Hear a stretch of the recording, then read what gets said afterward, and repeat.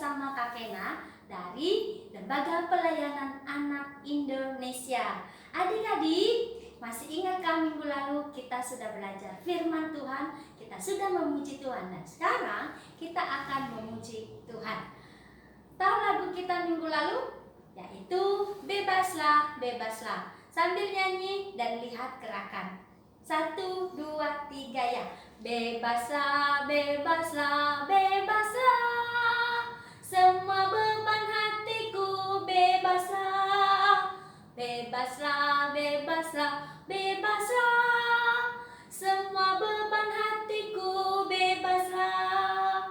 Darah Yesus yang kudus sucikan dosaku, puji Tuhan. Bebaslah, bebaslah, bebaslah. Semua beban hatiku bebaslah. Nah, adik-adik, apakah kamu pernah melihat seekor domba? Domba itu cepat sekali diajak untuk ke tempat yang berbahaya. Alkitab mengatakan kita sama seperti domba. Mengapa? Kita akan mendengarkan ayat hafalan kita hari ini di dalam Yesaya 53 ayat 6. Baca dari halaman, isi kembali ke alamat. 1, 2, 3. Yesaya 53 ayat 6. Kita sekalian sesat seperti domba. Masing-masing kita mengambil jalannya sendiri, tetapi Tuhan telah menimpakan kepadanya kejahatan kita sekalian. Yesaya 53 ayat 6. Ayat hafalan kita hari ini, kakak sudah salin di sebuah alat peraga. Kita akan baca lagi ya. 1, 2, 3. Yesaya 53 ayat 6. Kita sekalian sesat seperti domba. Masing-masing kita mengambil jalannya sendiri, tetapi Tuhan telah menimpakan kepadanya kejahatan kita sekalian. Yesaya 53 ayat 6. Kakak akan menjelaskan apa arti ayat hafalan kita. Kita sekalian sesat seperti domba, masing-masing kita mencari jalannya sendiri. Artinya kita sering melakukan apa yang kita mau, bukan apa yang Tuhan suka, yaitu melawan perintah Tuhan. Tidak taat artinya kita berbuat dosa. Tahukah kamu apa itu dosa?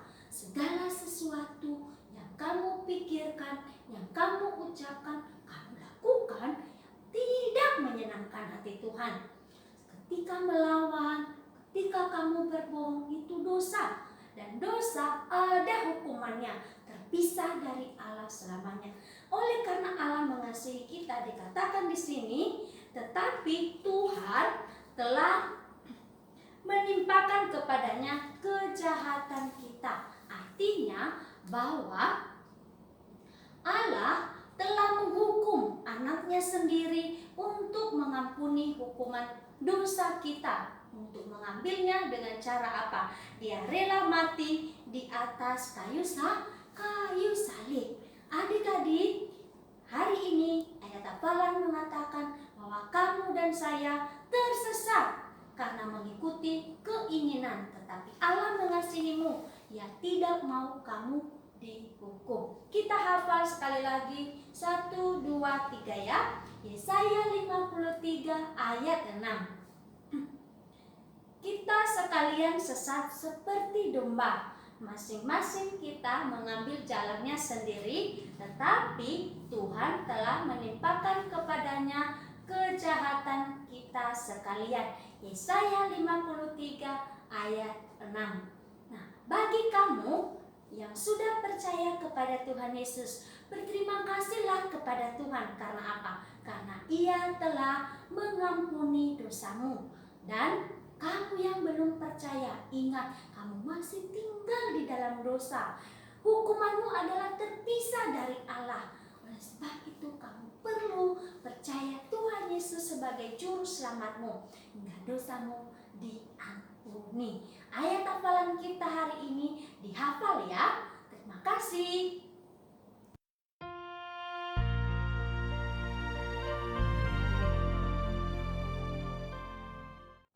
Apakah kamu pernah menggantikan hukuman temanmu karena ia berbuat salah? Akan kamu lebih senang ya kalau temanmu itu dihukum. Tetapi tidak dengan orang ini. Ia rela menggantikan hukuman kamu dan juga saya. Tuhan Yesus, ia berada di Yerusalem merayakan Paskah bersama dengan murid-muridnya. Para pemimpin Yahudi terus berusaha untuk menangkap dia. Dan akhirnya mereka berhasil, adik-adik. Mereka menangkap Tuhan Yesus. Mereka membawanya di hadapan para pemimpin agama Yahudi pada saat itu. Bahkan mereka membawa dia di pemerintahan Romawi, meminta supaya ia harus dihukum mati. Adik-adik, akhirnya apa yang mereka inginkan mereka dapatkan, yaitu pemerintahan Romawi memberi perintah Tuhan Yesus disalibkan. Para prajurit mereka membawa Tuhan Yesus keluar kota dan mereka memberikan kepada dia kayu yang besar untuk ia pikul sebagai tempat di mana ia disalibkan. Adik-adik, banyak orang mereka mengikutinya dari belakang. Mungkin ada yang senang, ada juga yang sedih. Orang-orang yang mengikuti Tuhan Yesus. Adik-adik, Tuhan Yesus yang membawa kayu itu, ia sangat menderita. Karena apa? Ia sudah dipukul, ia sudah dicambuk, dan membuat ia menjadi sangat kesakitan. Kadang ia jatuh, kadang ia lambat, lalu ia dipukul lagi oleh para prajurit itu. Adik-adik, saat itu ada seorang yang bernama Simon Kirene. Prajurit itu mengambil dia untuk membawa kayu ini, kayu salib ini ke sebuah tempat. Setibanya mereka di sana, para prajurit ini meletakkan kayu salib itu di tanah. Mereka mengambil Tuhan Yesus, mereka salibkan dia di kayu itu. Mereka paku tangannya, mereka paku kakinya. Dan itu adalah penderitaan yang luar biasa. Lebihnya lagi, biasanya orang yang disalibkan adalah orang yang sudah melakukan hukuman atau yang sudah melakukan dosa yang sangat besar. Adik-adik, di samping Tuhan Yesus ada dua orang yang disalibkan di sisi kiri dan kanannya. Mereka disalibkan karena mereka telah berbuat dosa. Tetapi tidak dengan Tuhan Yesus. Ia disalibkan karena apa? Karena ia mengasihi kamu. Tetapi orang ini layak untuk menerima hukuman mereka. Kamu dan saya adalah orang berdosa. Kamu sering memikirkan yang tidak menyenangkan hati Allah. Kamu melakukan keinginanmu.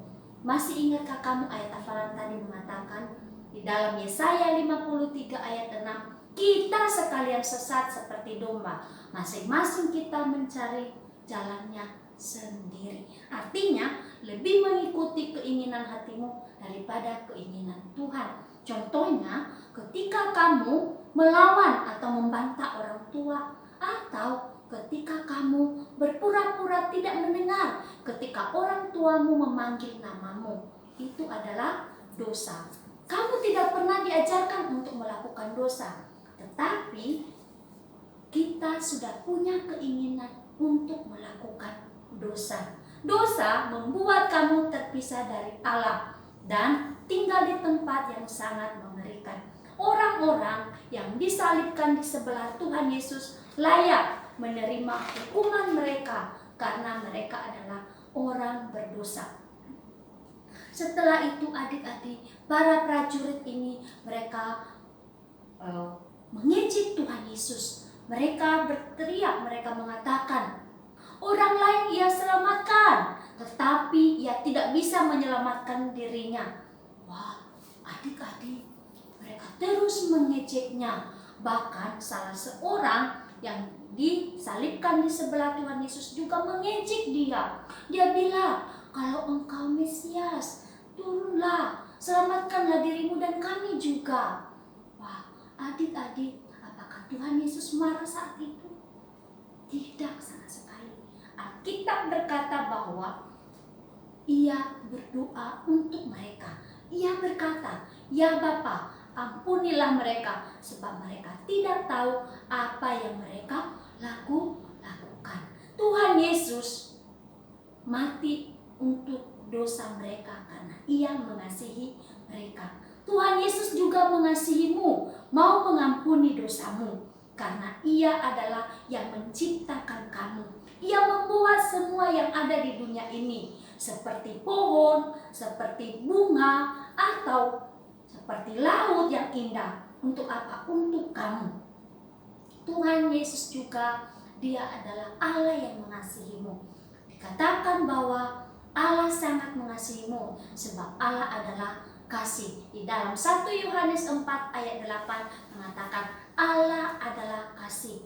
Allah mengasihimu, Ia sangat peduli padamu, dan Ia mengenalmu. Bahkan saat kamu melakukan dosa pun Ia tahu. Tapi kasih-Nya sempurna, Ia tetap mengasihi kamu. Ia mengasihi orang banyak itu, bahkan para prajurit yang mengejek Dia, bahkan orang yang di sebelahnya itu. Oleh sebab itu Ia mau mati untuk mereka. Adik-adik, saat itu mereka terus mengejek Tuhan Yesus. Mereka berteriak, "Jika Engkau anak Allah, turunlah dan selamatkanlah dirimu." Di dalam kesakitannya, para pengikut Tuhan Yesus, mereka melihat dari jauh. Mereka sedih karena apa yang dialami oleh Tuhan Yesus. Tapi di tengah keramaian itu, di tengah-tengah ejekan itu, ada seorang yang juga mengatakan kepada Tuhan Yesus, yaitu orang yang disalibkan di sebelah Tuhan Yesus, mengatakan, "Hei, jangan kamu katakan kepada dia bahwa ia berdosa. Kita layak menerima hukuman kita karena kita adalah berdosa, tetapi tidak dengan dia. Ia tidak melakukan kesalahan apapun juga." Adik-adik, saat itu orang ini, ia sudah tahu bahwa Tuhan Yesus mati dan ia akan kembali dalam kerajaannya. Ia berkata, "Ingatlah aku jika Engkau kembali memerintah di surga." Tuhan Yesus mengatakan kepada dia, "Hari ini engkau akan bersamaku di Firdaus." Adik-adik, karena orang ini telah berseru kepada Tuhan Yesus, ia sangat bersyukur. Karena apa? Ia juga akan bisa bersama dengan Tuhan Yesus di surga. Bagi kamu yang sudah percaya kepada Tuhan Yesus, bersyukurlah kepada Yesus yang rela menanggung hukuman dosamu. Mungkin kamu sudah pernah menerima Tuhan Yesus beberapa tahun yang lalu. Sudahkah kamu berterima kasih karena Ia sudah menggantikan hukumanmu? Ataukah kamu lebih sibuk dengan kamu bermain? Atau kamu hanya berdoa, tetapi kamu tidak pernah mengingat akan kebaikannya yang tidak terkatakan? Di dalam firman Tuhan dikatakan di dalam 2 Korintus 9 ayat 15 mengatakan bahwa kasih karunia-Nya itu tidak dapat terkatakan. Artinya hadiah keselamatan yang Allah berikan kepadamu dan juga saya adalah tidak dapat digambarkan dengan kata-kata. Oleh sebab itu kamu perlu bersyukur. Nah, adik-adik, saat itu ketika Tuhan Yesus digantung di atas kayu salib, Ia menderita sangat sakit. Lalu Ia merasa bahwa Allah meninggalkan Dia. Ia berteriak, "Bapa, mengapakah Engkau meninggalkan aku?" Artinya adik-adik, saat itu juga Ia ditinggalkan oleh Allah karena dosamu dan saya. Ia harus rela menderita karena kamu dan saya.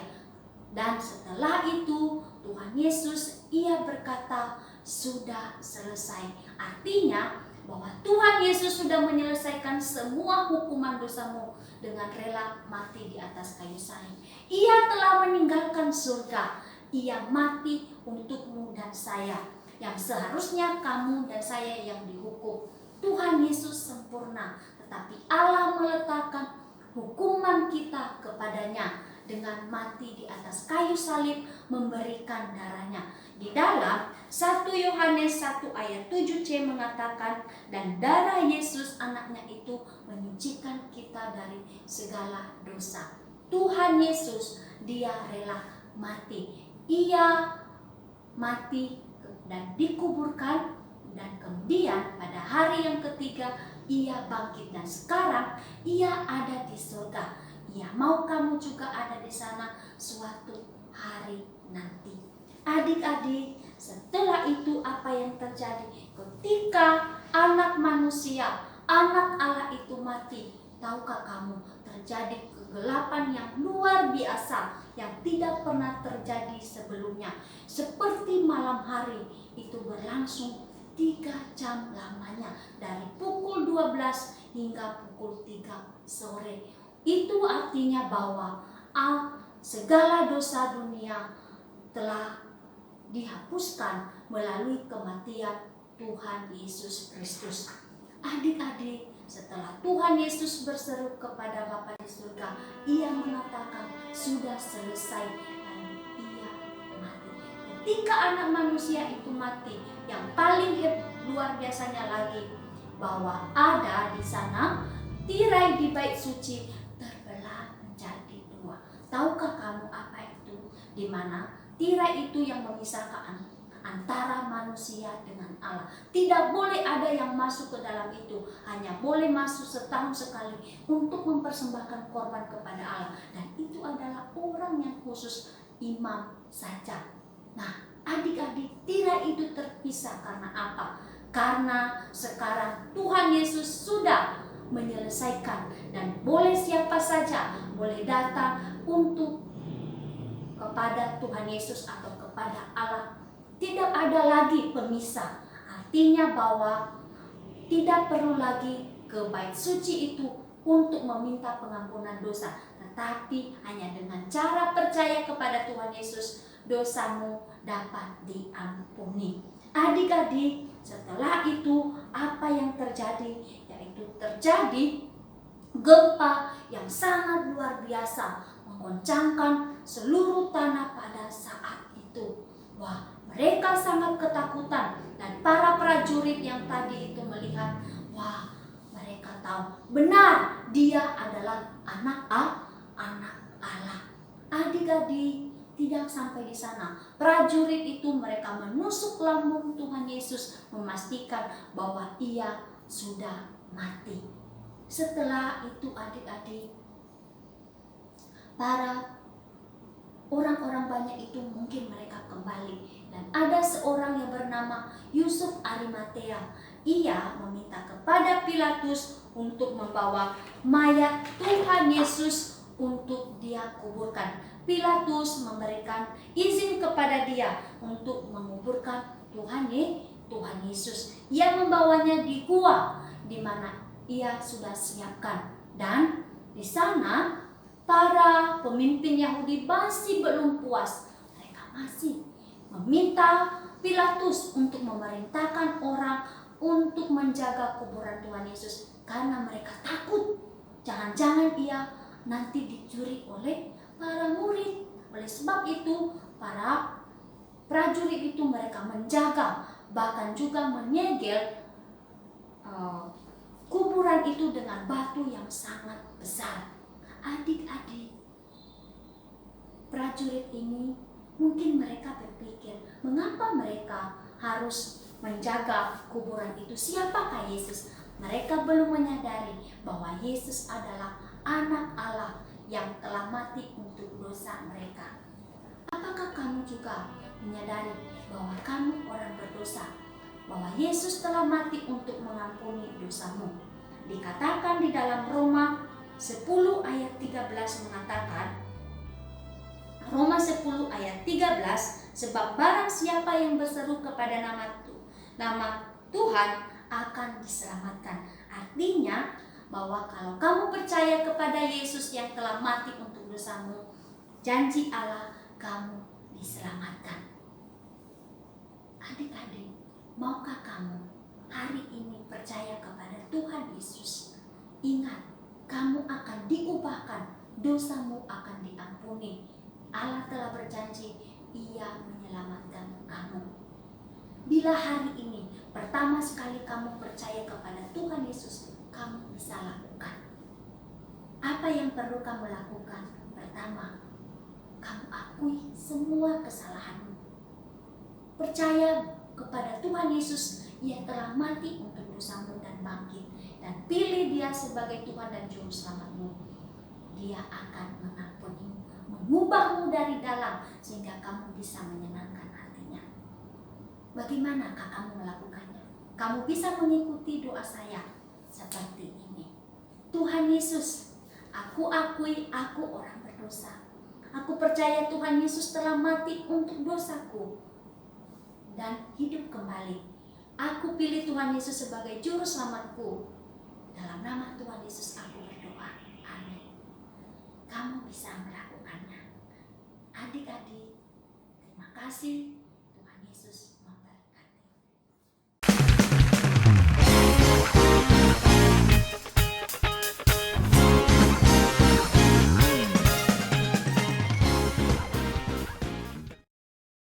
Terima kasih adik-adik karena sudah menonton video kakak. Ingat, ikutin terus nonton video Kak Kena karena kita akan ada cerita yang menarik. Khususnya kita akan mendengarkan tentang hari kebangkitan Tuhan Yesus, yaitu hari Paskah. Terima kasih, Tuhan Yesus bersamamu dan tetap semangat.